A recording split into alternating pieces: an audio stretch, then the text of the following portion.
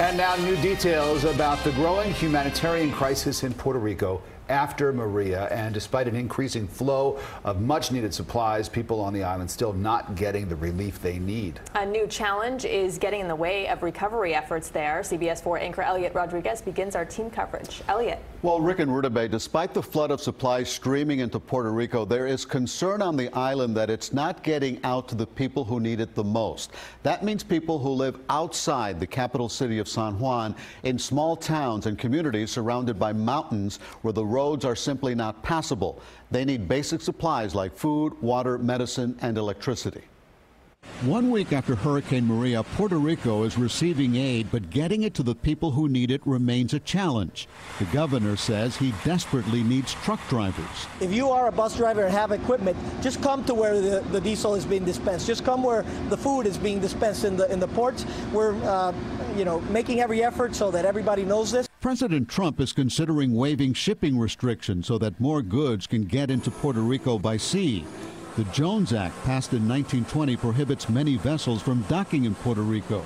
The president waived it for Texas and Florida after storms hit those states, but so far not for Puerto Rico. Well, we're thinking about that, but we have a lot of shippers and a lot of people people that work in the shipping industry that don't want the Jones Act lifted, and we have a lot of ships out there right now. But the need is great, and time could be running out for some. At a San Juan hospital, Jesus Garza Soto is battling stage 4 cancer in a room where the temperatures reach 90 degrees. Being here is very difficult. Is there no air conditioning in the rooms?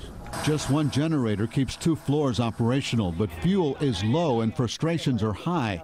Out of 5 operating rooms, only 1 is usable. What I fear most is that a patient can die because of this. That concern is greatest for areas outside San Juan. I just got word that in Aguadilla, there is no water. There's no food, no cash, no nothing. It's really bad in Aguadilla. The hospital in Aguadilla has no generators. There's people in there dying. They can't perform surgery on people. Desperate situation. The Trump administration waived the Jones Act for Texas and Florida for fuel supplies only. The hope is it can be waived for Puerto Rico so they can get as many supplies from as many sources as possible. Eliott Rodriguez, CBS 4 News.